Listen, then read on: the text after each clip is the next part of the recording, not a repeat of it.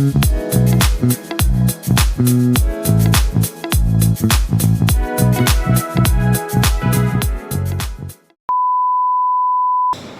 guys, balik lagi bersama podcast Ngobrol Santai, ditemani oleh host-host yang paling kece.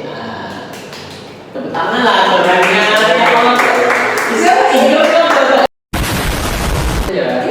Di sini saya sebagai host yaitu Junanda dan teman saya Melvin Ri akan menemani Anda selama podcast di kali ini.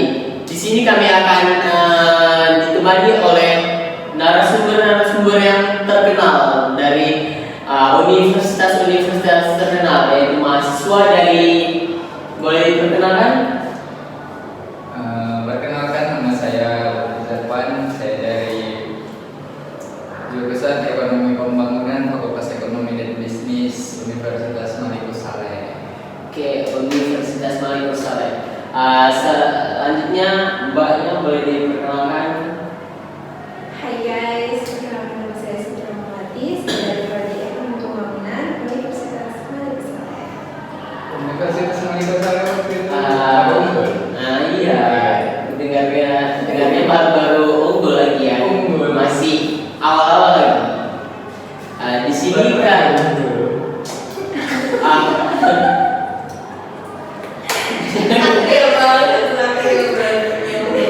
Ini jadinya orang ini harus saya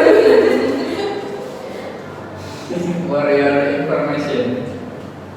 baru diperoleh unggul. Iya, baru diperoleh unggul. Itulah kode. kali ini podcast kita bertema Indonesia Emas atau Indonesia Cemas 2045 gitu ya. Masehi. Hijriah itu nanti 14.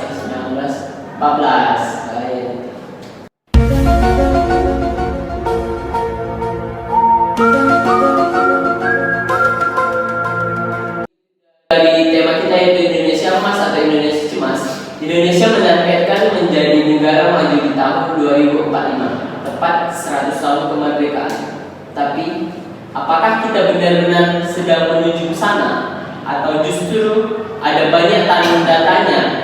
Di episode ini kita akan membahas 3 sisi, yaitu sumber daya manusia atau SDM, pemerintah, teknologi. Yaitu kita mulai dari paling utama yaitu SDM, sumber daya manusia.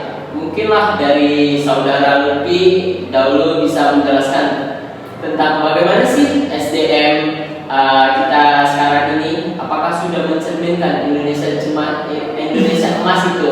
Apakah Indonesia cemas yang dibilang orang di luar sana? Boleh dijelasin?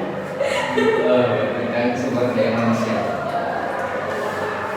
Mas kita sih Yang kita tahu, Indonesia emas itu kan adalah Indonesia yang dimana peralihan dari negara berkembang menuju ke negara maju. Nah, untuk menjadi negara maju itu kan kita butuh yang namanya pertumbuhan ekonomi, karena kita anak ekonomi. Pertumbuhan ekonomi itu ditargetkan biasanya 7-8%. Nah, yang kita tahu kan pertumbuhan ekonomi itu dilihat dari GDP, gross domestic product atau produk domestik bruto bahasa Indonesia. Nah, yang dilihat juga GDP per kapita berapa, pendapatan per kapita berapa. Yang kita tahu kan kalau menghitung GDP per kapita kan GDP per jumlah penduduk yang ada di Indonesia. Itu dia harus melewati dulu yang namanya tingkatan di pendapatan per kapita. Kalau nggak salah, setahu saya pendapatan per kapita kita masih di tengah-tengah, belum tinggi. Kalau udah tinggi kan namanya upper middle income, kalau nggak salah. Itu sekitar lebih dari Rp20.000 pengeluaran kita sehari-hari. Kalau misalnya kurs dolar hari ini kan 16.000. Nah, sekitar segitu. Kita harus 20.000 sehari nih pengeluaran kita. Nah, tapi kita belum bisa ke situ. Jadi yang perlu diubah ini kan adalah sumber daya manusianya yang tadi kalian bilang. Nah, sumber daya manusianya apakah udah mencerminkan Indonesia emas atau belum? Ya jawabannya sudah tapi belum. Gimana ya? Bingung kami, bingung nanti yang lain. Udah atau belum? Tapi belum. 50-50. Begitu. Jadi kalau misalnya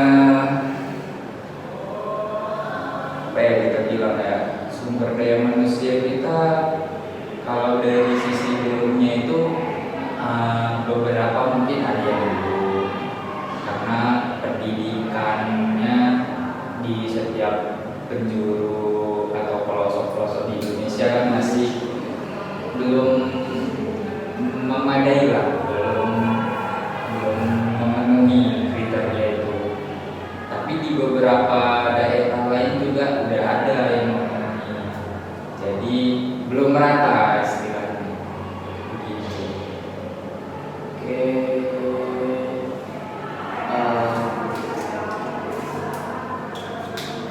Intinya belum merata. Intinya belum, pendidikan kita masih belum merata. Masih ada yang udah memenuhi tapi sebagian lagi belum ada yang memenuhi. Begitu. Ada yang udah terima, tapi masih banyak yang masih tertinggal. Masih tertinggal. Kalau menurut teman-teman, Kalau menurut aku, kalau kita lihat dari perkembangan zaman sekarang ya, sebenarnya sudah cukup memadai karena kalau kita lihat nih dari segi Gen Z atau Gen milenial, banyak dari mereka itu yang udah sadar akan adanya pertumbuhan teknologi ataupun kayak mereka ini cepat beradaptasi. Kayak contohnya di zaman sekarang ini banyak yang anak muda yang sudah masuk ke ini ya, dunia konten kreator gitu. Banyak dari mereka yang udah mulai muncul ide-ide barunya gitu kan. Jadi dari mereka sendiri kayak semangatnya ini kuat untuk menaikkan menjadi Indonesia emas di masa yang akan datang. Tapi betul juga dari saudara Lutfi, masih banyak yang tertinggal. Kayak mungkin kita bisa lihat di saudara kita yang ada di timur, mereka masih banyak tertinggal kayak dari segi infrastruktur, SDM ataupun yang lainnya gitu ya. Jadi kayak terhambatnya juga. Tapi mungkin ya kayak kalau bisa kita arahkan dan diberi akses nih, mungkin SDM ini bisa SDM muda ini bisa jadi motor untuk berkembangnya negara kita yang akan datang gitu dengan meleknya Gen Z dan Gen milenial di era sekarang ini. Terus jadi ini menurut kalian ini keterampilan apa nih yang paling dibutuhkan SDM Indonesia itu biar bisa bersaing secara global? Keterampilan apa? Keterampilan apa? Kalau misalnya keterampilan mungkin balik lagi ke diri sendiri, kita tuh bisa nyari apa keterampilan kita. Tapi kalau misalnya dari sisi pendidikan gitu ya, atau dari sisi pendidikan, nah itu kan butuh yang namanya R&D atau research and development. Nah, research and development kita aja itu masih tertinggal sebenarnya. Kita masih sekitar 0,3 dari APBN kita untuk melakukan research and development itu. Pemerintah cuma mengeluarkan 0,3% dari APBN. Jadi beda dengan kayak negara Jepang yang udah research and development-nya itu lebih dari 4% dari APBN mereka. Berarti kan pendidikan ini menjadi salah satu fondasi yang penting lah untuk menuju Indonesia emas. Jadi pertanyaannya bagaimana kualitas pendidikan saat ini dan apa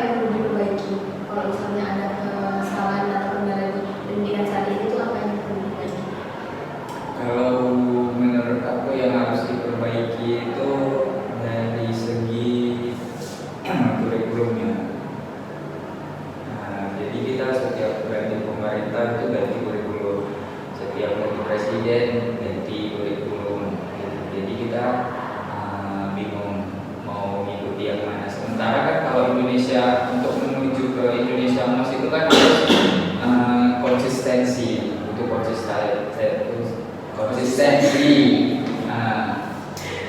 Supaya kayak misalnya kita tujuannya ke situ loh. Misalnya kita tujuannya untuk naik gunung nih, tujuannya kan misalnya dari awal kita untuk memuncak. Fokus kita kan untuk memuncak berarti ya. Jangan misalnya kalau kita naik gunung, nah itu karena fokus kita tadi yang awalnya ke puncak, kita cuman bisa sampai ke tengah-tengah aja gitu kan, cuman bisa menikmati yang di tengah-tengah. Itu jadi harus konsistensi itu penting. Ya, tadi kan saudara lebih ada yang bilang tentang kurikulum nih, yang kalau menterinya berubah, kurikulum berubah. Gimana sih cara pemerintah yang mendorong kurikulum itu sesuai dengan kebutuhan untuk masa depan ya? Nanti kita beda pemerintah, beda lagi kurikulum kan membuat masyarakat atau siswa lah jadi bingung mau mengikuti kurikulum yang ini atau yang lama. Jadi orang tuh dari awal kurikulumnya kan yang bagus gitu kayak kurikulum 13, tiba-tiba orang tuh udah punya pandangan itu kayak gini, tiba-tiba berubah lagi kurikulumnya. Gimana ya cara? Kalau misalnya itu nggak ada salahnya juga kalau misalnya kita misal setiap kurikulum itu kan pasti ada plus minusnya. Jadi ya kalau misalnya mereka fokus untuk memperbaiki minusnya itu menjadi lebih baik, ya nggak ada salahnya juga gitu. Tapi menurut aku kalau ganti kurikulum setiap tahun itu udah tidak kayak mencerminkan Indonesia Emas untuk negara maju. Boleh kasih contoh nggak? Mungkin kita banyak nih beredar di sosial media nih kan mengenai kurikulum ya, kita bahas kurikulum kayak mereka nih di kurikulum yang sekarang, kurikulum Merdeka tuh mereka banyak tertinggal karena kalau di kurikulum Merdeka kita lihat kan cuma fokus di satu fokus, satu bidang gitu kan, sedangkan mereka ini banyak yang lari dari ininya, dari fokusnya itu gitu, dari bidang tersebut. Jadi mereka juga butuh kesusahan untuk mengejar kurikulum tersebut.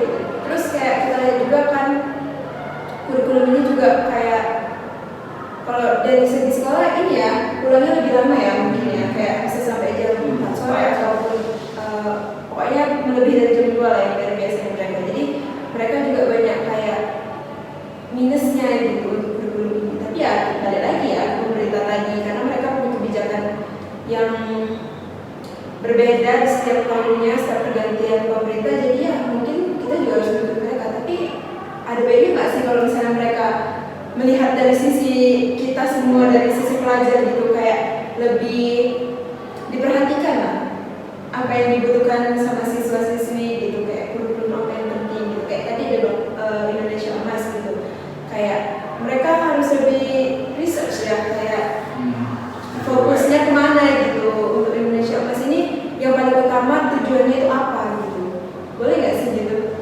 Bisa aja sih.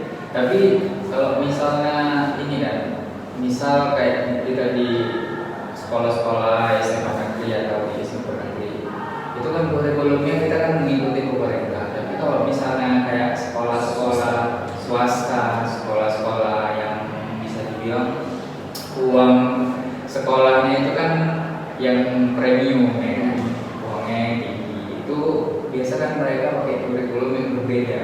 Mereka pakai kurikulum yang mungkin ada di luar negeri gitu. Tapi itu menurut aku bagus juga. Masalah kurikulum nih, yang tadi saudara lebih bilang yang swasta ini mengikuti kurikulum luar negeri gitu kan. Ya misalnya lah sekolah-sekolah kayak di Jakarta sana, sekolah lab school itu yang swasta. Kayak kalau di Medan itu Iya. Private School. Ya internasional gitu ya. Gimana sih layaknya kurikulum yang bagus kita ikuti? Apakah kurikulum yang merdeka yang dibilang banyak mahasiswa, banyak pelajar yang ngeluh masuk SMA, memasuki kurikulum merdeka, Tapi dari awal orang tuh mempelajari semua bidang, kayak IPA, IPS dipelajari semua. Jadi orang tuh bingung mau masuk ke mana, karena dari awal nggak difokuskan gitu. Apakah bagus kurikulum Merdeka yang di Indonesia ini atau kurikulum yang dari luar negeri itu, kayak dari Malaysia atau dari mana? Kalau untuk masalah itu balik lagi ke ininya sih, ke siswa-siswinya. Siapa tahu nggak orang itu ke kurikulum yang misalnya pacuannya itu kayak ke internasional. Kalau emang mereka siap, kapasitasnya mereka bisa, ya kenapa enggak? Kurikulum internasional. Tapi kan balik lagi, setiap itu kan ada plus minusnya juga masing-masing. Karena setiap sekolah kan juga siswa-siswinya beda-beda juga ya, kayak dari segi kualitas SDM atau Iya. pendidikannya gitu. Jadi mungkin kalau misalnya kita samaratakan mereka untuk mengikuti kurikulum internasional, takutnya nanti mereka yang tertekan gitu sama itu ya kan, pembelajaran itu gitu, kayak lebih fokus ke bidang luar negeri atau apa gitu. Mungkin kayak lebih difokuskan English kelasnya gitu kan. Jadi mungkin ya banyak tertekannya gitu. Wajib bisa. Bisa, alhamdulillah bisa buat imunisasi sih. Insya Allah tahun 2045 buat sekolah itu. Jangan disembilan di bahaya begini. Oke. Dan di sini tuh Indonesia udah mengalami pendidikan tuh udah ada kemajuan lagi, tapi masih belum cukup merata. Gitu. Ketika kesenjangan antar daerah ke kota tuh masih banyak Masih lagi. ada. Sebenarnya itu tidak hanya di daerah saudara kita yang ada di timur ya, bahkan daerah kita sini sendiri aja tuh kayak yang lebih di pedalaman itu masih banyak yang tertinggal dari segi SDM-nya juga gitu ya, kan kayak masih banyak yang males-malesan untuk belajar gitu. Karena ya mungkin mereka lihat dari faktor lingkungan juga yang memang udah terbiasa seperti itu, jadi terbawa ke diri kita juga. Ya, mungkin gitu sih ketidakmerataan yang ada dari sini. Apalagi pernah juga aku jumpa orang yang mungkin dia nggak terlalu ini, karena mungkin dia basic ekonomi nggak ada. Terus dia bilang sama aku, kenapa nggak kayak Indonesia ini cetak duit aja, printing money supaya banyaknya, supaya kita bisa bayar utang negara. Itu kan menurut aku kayak nggak masuk akal juga kalau misalnya kita di background ekonomi, karena kan kalau yang kita tahu kalau misalnya kita pakai money terlalu banyak kan kalian tahu apa sebab kalau misalnya kita pakai money terlalu banyak yang terjadi pada ekonomi kita inflasi.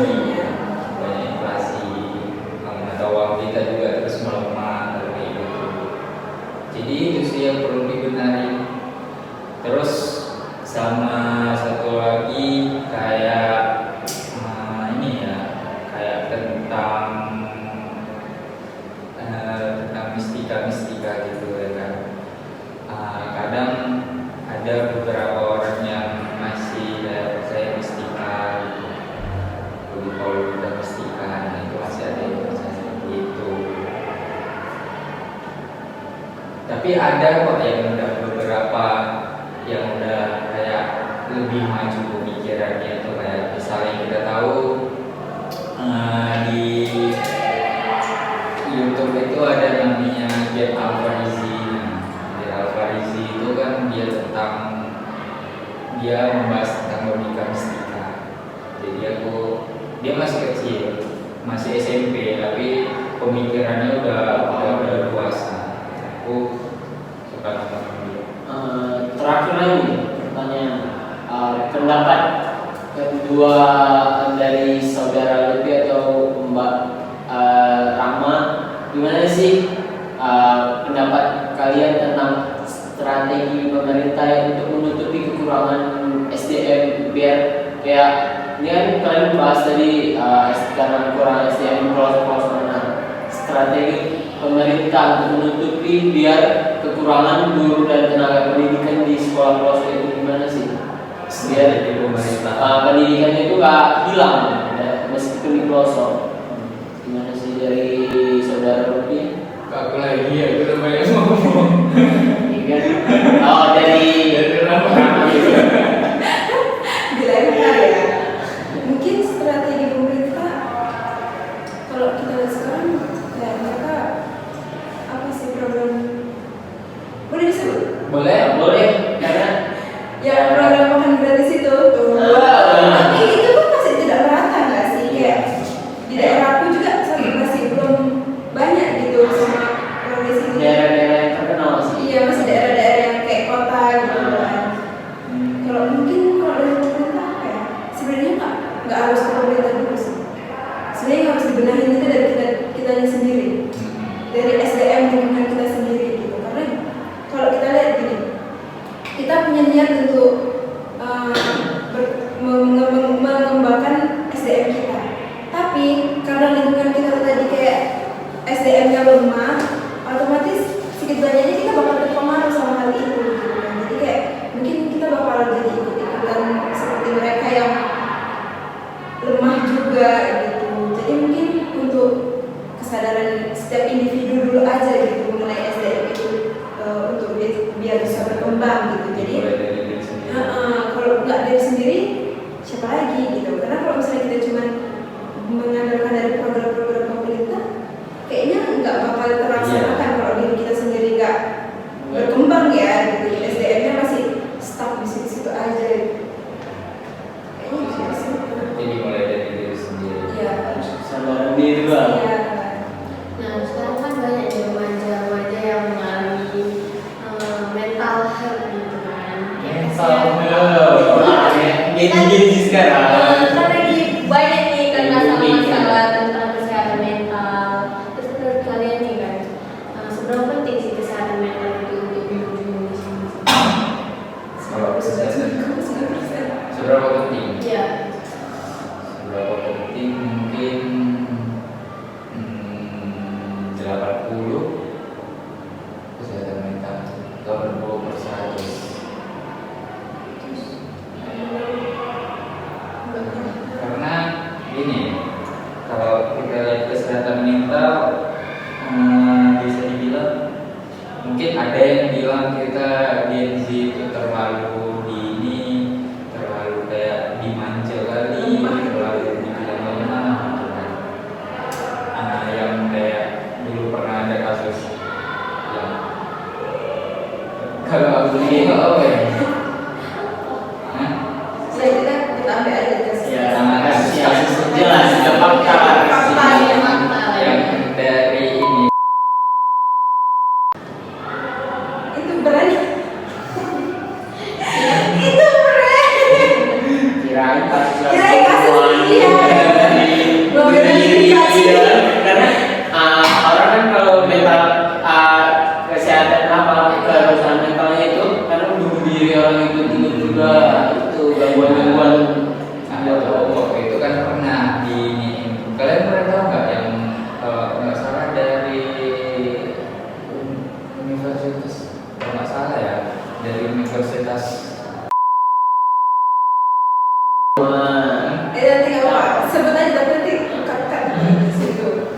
itu. Just Dia kan pernah kayak ngasih beberapa faktor-faktor Gen Z itu ini kelemahan Gen Z itu apa kerja gitu kan. Dia kan ngasih itu dibilangnya ya kita di kayak kita lemah atau segala macam. Jadi itu. Tapi menurut aku Gen Z itu nggak ini sih nggak selama itu karena balik lagi kita kan setiap orang kan setiap generasinya kan punya plus minusnya gitu. Mulai dari milenial terus boomer belakang lagi itu kan punya plus minusnya khususnya. Jadi kalau menurutku mental health itu penting banget sih untuk diri kita sendiri ya. Karena kalau misalnya kita mengalami mental health kita turun tuh kita jadi kayak kehilangan semangat untuk ngapain. Jadi kalau misalnya kita lihat zaman sekarang pulang gitu kan. Iya. dunia Iya, gue kayak gitu. itu juga bikin marah Iya. Hilang arah. Terus kalau bilang arah, Ya jadi Iya, malas. betul. Iya, jadi malas ngapa-ngapain gitu sih. Kadang kayak dari aku sendiri juga kadang gitu kan. Kalau udah misalnya bingung mau ngapa-ngapain terus bingung sama kondisi yang ada di sekitar kita tuh jadi kayak lebih baik diri gitu kayak sendiri dengan diri cari referensi diri sendiri lagi gitu. Jadi nggak harus yang apa ya keluar untuk urus energi gitu. Kayaknya itu udah benar-benar ini sih. sebenarnya masalah juga gitu kan. Karena kan tiap orang manusianya beda-beda. Beda-beda. Kayak nanti kalau misalnya orang tua orang minus tiba-tiba dikurung di kamar aja, ya nanti memikirkan ini, overthinking lah tentang ini kan bahaya juga, harus keluar juga. Iya, tapi aku sih sering kalau misalnya aku sering di kos, Kalau mas saudara lu pikiran ya, kayak misalnya banyak pikiran nih, nah gimana mengatasinya biar pikiran itu tenang gitu. kalau banyak pikiran, kalau banyak pikiran itu kadang gitu tadi aku di kos, terus aku kadang keluar juga kan. Gimana nih keluarnya? Boleh di speed. Gak bisa tahu. Oh.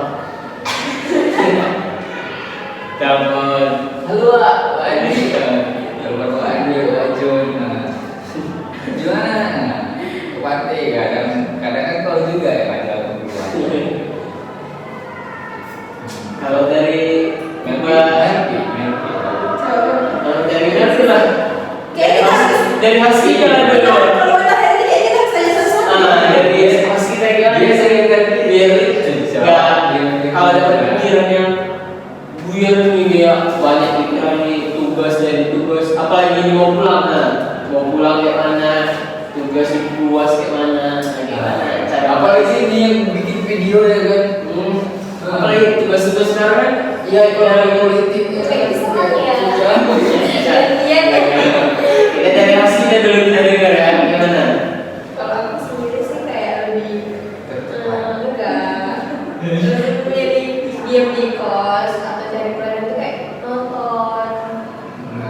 Jadi kayak ada lah menghibur diri sendiri. Karena kalau untuk keluar itu kayaknya sangat-sangat mengurus energi, makin lebih stres nanti kalau udah balik itu kayak ini lagi gitu. Gitu. Kalau kau biasanya nonton apa? Nonton film apa? Ada sih. Ya cewek lah kan, drama Korea. Enggak, aku lebih suka series-series Indo. Oh ya. Iya. Kirain nanti Series apa? udah pening itu di kos dia overthinking nanti dia bahaya kan. Harus dipertanyakan kalau di kos mau menyendiri tiba-tiba overthinking, tiba-tiba Berubah-ubah. Ini sakit ya. Udah ada tali tergantung gitu. Untunglah dia hobinya nonton gitu. Dari Mbak Rahma. Masih dalam mati. Dari Mbak Rahma lagi mana? Apakah sama semua cewek? Kalau aku sama. Cuman beda kalau dari Mercy sendiri nonton kan. Aku lebih tidur. Tidur itu hal yang paling surga banget guys. Karena menurutku ya dengan tidur itu mungkin bisa sedikit mengurangi rasa capek. Walaupun nanti dibangunnya itu kayak kita kepikiran lagi sama hal-hal yang terjadi sebelumnya gitu. Tapi dengan tidur itu kayak surga guys. Tenang lah pikirannya. Bangun-bangun langsung wah. Terus kawan-kawan beli makanan. Bapak. Iya, beli makanan. Untuk lagi stres beli makanan. Kalau kau Jun, Dari dia sih pengen kami Oke, dari kalau misalnya banyak pikiran nih, ya paling itu kos kawan lah. Keluar lah dari apa sih itu, karena kalau di kos aja kayak pikiran jadi mumet, jadi di situ-situ aja pikiran. Tapi kan kau semua banyak ini banyak kawan-kawan kita. itu membuat berisik, kayak nggak bisa tenang, makanya keluar dari kawan misalnya pantai, kemana lah pas kawan yang senyap, sepi gitu. Jadi semakin dewasa kita cuma butuh ketenangan. Nah iya, Kita kalau masa kita masih anak-anak kita harus bahagia gitu dengan orang. Kalau sekarang udah hidup tenang aja dulu. Ya, tenang dulu. betul sih, bagus gitu. Karena kalau misalnya kita paksa lagi untuk bertemu orang yang baik, langsung jadi silent treatment gitu nggak sih? Jadi Ya, kayak nggak mau nggak apa-apa. mau diam terus ngomong Apalagi- malas gitu kayak. Oh ya kayak kau ngajak buat video nggak mau gitu. Kayak sosial energinya Iya. nol semua. Karena ya host kita sendiri udah dari kemarin udah ngeselin ya, dari hari pertama kita buat video aja udah ngeselin, tiba-tiba keluar gitu aja. Miskomunikasi. Jadi ya kayak gitu, kayak menguras energi kan. Begitu saya pulang saya langsung masak. Berarti anak sekarang tuh semua bergantung dengan moodnya. Masuk lagi kita ke segmen kedua yaitu tentang peran pemerintah. Pemerintah sudah punya visi Indonesia Emas 2045, yaitu meningkatkan kualitas pendidikan dan vokasi, membangun infrastruktur besar-besaran, meningkatkan produktivitas dan daya saing. Tapi ada celah yang perlu dikritik nih, dikritisi. Kualitas pendidikan yang masih banyak bergantung pada lokasi atau status ekonomi, korupsi di mana-mana, yang lamban bikin program bagus sering nggak sampai ke rakyatnya, hanya di lokasi-lokasi yang tertentu doang. Bentuk belum ada perhatian serius terhadap yang kita bahas, kesehatan mental, terutama di kalangan pelajar mahasiswa yang banyak bundir, tiba-tiba bundir di pertengahan jalan. Kita sekarang bahas sisi kedua dari Indonesia Emas, dari peran pemerintah. Pemerintah punya peran kunci karena mereka membuat arahan kebijakan, regulasi dan pengalokasian anggaran. Tapi apakah pemerintah saat ini sudah jadi motor penggerak menuju 2045 atau justru jadi rem, jadi pemberhentian lah?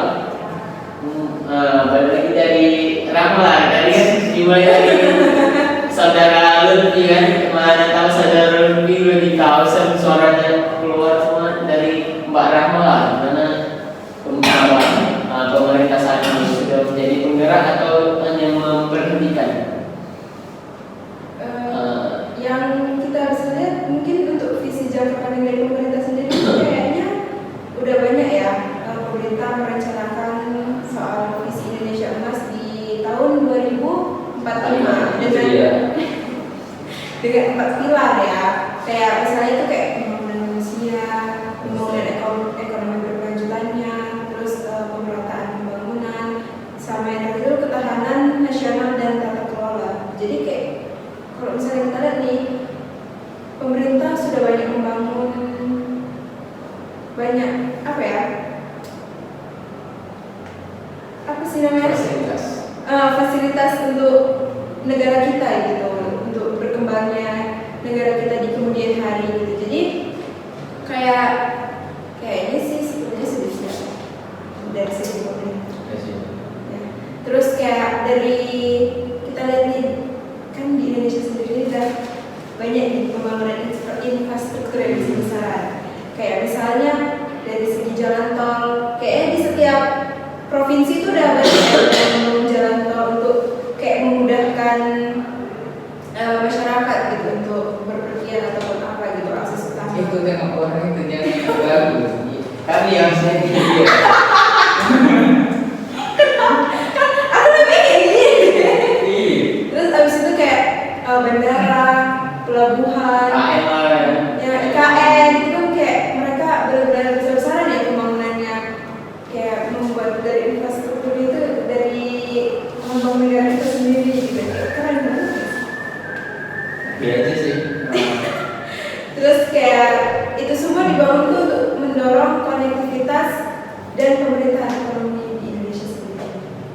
Terus kalau misalnya kita dari kayak dukungan terhadap pendidikan dan vokasi, mungkin dari program kartu pekerja ya, terus kayak revitalisasi SMK, terus beasiswa LPDP, menunjukkan kayak peningkatan kualitas SDM sendiri lah. Jadi mungkin kalau dari segi pemerintah sudah siap untuk Indonesia masa akan datang.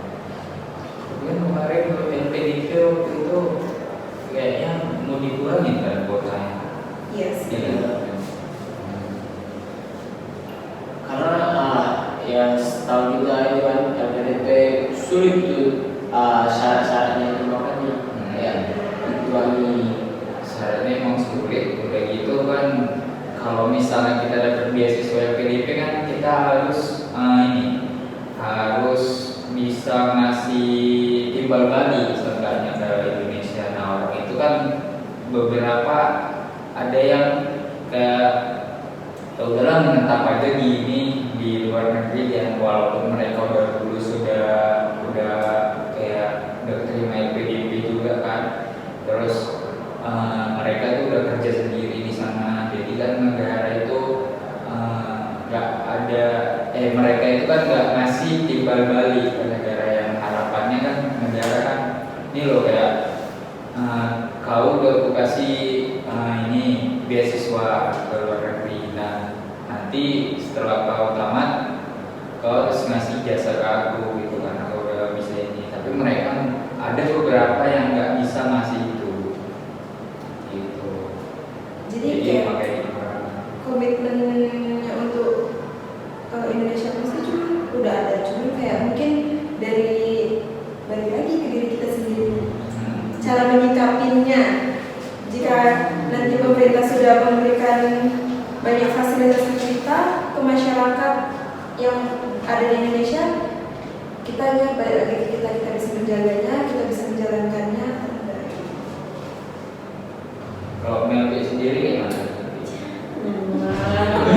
Ini kita membahas tentang yang Bara bilang kan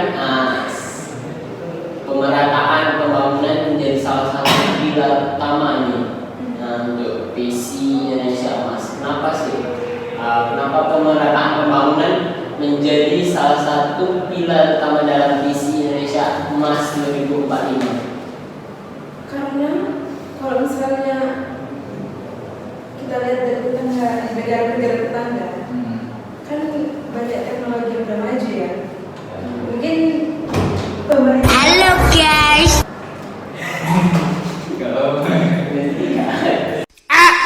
Mungkin pemerintah kayak nggak mau tertinggal soal itu gitu, soal pembangunan infrastruktur gitu. Jadi mungkin jadi sebagai akses utama lah untuk menujunya Indonesia Emas gitu. Mudah-mudahan itu tadi masuk. Joy. Yang penjaga itu yang ada. Ada dari kasus itu. Berarti kita suara ya kan? Iya sih. Kalau menurut sendiri itu bagaimana tentang kondisi pemerintahan saat ini? Kalau dari kondisi pemerintah kita saat ini kan, kalau menurut data aja, data dari internasional transparansi itu kan terakhir 2022 itu indeks transparansi untuk pemerintah kita itu masih rendah lah. Jadi kayak kita itu masih memang betul lagi bilang maju, kita masih pemerintah kita rawan korupsi gitu, transparansinya kurang gitu. Kayak misal yang baru-baru ini aja yang kasus Kemendikbud yang sebelumnya yang dari mantan CEO Gojek Nadiem Makarim. Itu kan anggota-anggotanya kan terjerat kasus korupsi kantor. Kalian tahu kan? Pernah dengar Dulu sih yang waktu COVID itu kan kalau nggak salah mereka ada buat program itu buat menyalurkan laptop itu ke siswa laptop, satu laptop itu harganya kalau nggak salah 7 jutaan, 7 jutaan, tapi laptopnya itu kayak seharga kayak 4 gitu, 4 jutaan, 5 jutaan gitu, nggak sampai 7 juta. Kalau secara logika aja, kalau dengan laptop harganya segitu, itu udah kayak misalnya laptop sekelas gaming aja, aku rasa udah cakep gitu. Tapi ini malah enggak gitu. Nah, itu kan lagi diselidiki dan memang waktu itu dan memang mereka itu udah terbukti korupsi untuk laptop itu tadi gitu. Tapi kalian tahu nggak sih kasus yang kementerian apa yang masih baru-baru ini, yang dia tidak ada korupsi, tetapi tetap Oh, bisa iya, kalau empat ini tahun, udah- yang udah 4 tahun gitu kan. Komenbok. Nah iya sih, Prosesnya dia nggak ada yang masih jelas lah korupsinya, tapi dikenakan vonis. Itu dia kan korupsi gula, orang bilang kan korupsi gula kan, waktu itu dia impor gula, sementara dia itu untuk menggelapkan uangnya itu aja nggak ada sama sekali ya kan. Nah itu kan sebenarnya keadilan di negeri kita kan masih kurang juga.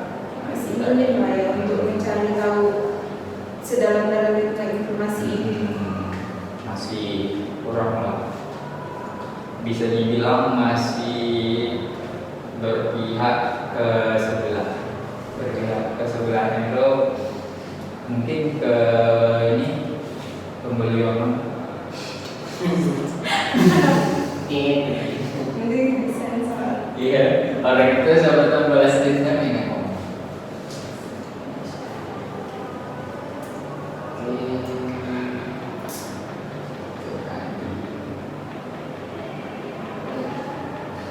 Lagi. Sekarang Rasa dia di luar prediksi. Mungkin jadi kalau misalnya pada intinya nih, untuk kita bisa lihat yang di masa akan datang Indonesia emas sampai Indonesia cemas itu masih efektif juga.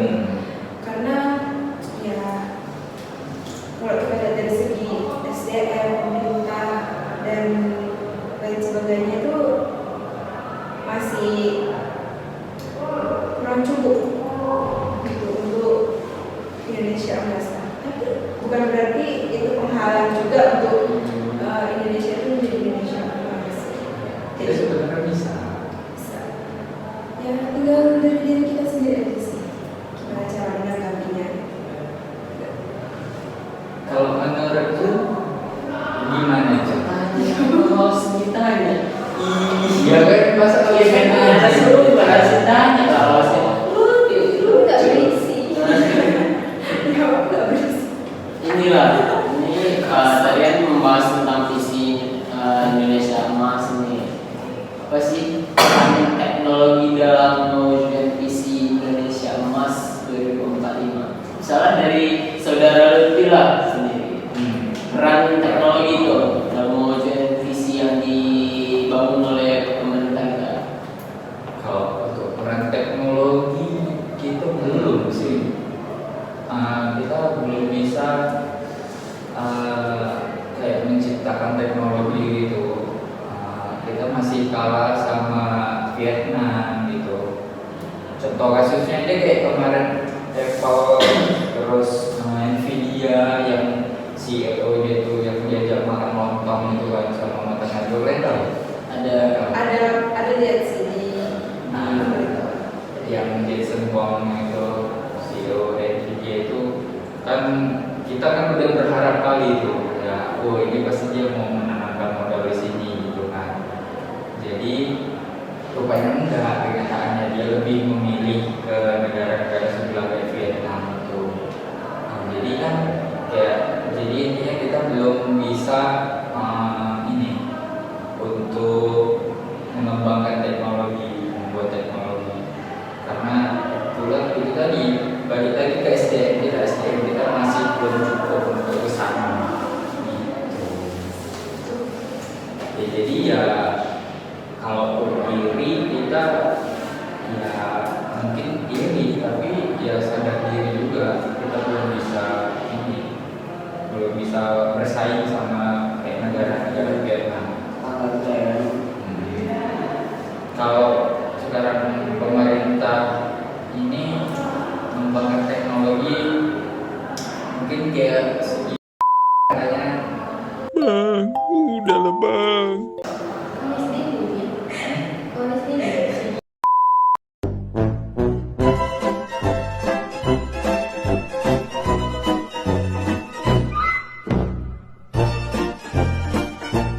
Itu disensor. Teknologi. Iya, itu disensor. Semoga Semoga nggak semoga aku ini ya teliti ya dalam menyensor itu tadi gitu. Apa tantangan besar dari negara kita Indonesia ini dalam mengadopsi teknologi secara merata di seluruh wilayah? tantangan besarnya itu itu tadi sumber daya manusia kita.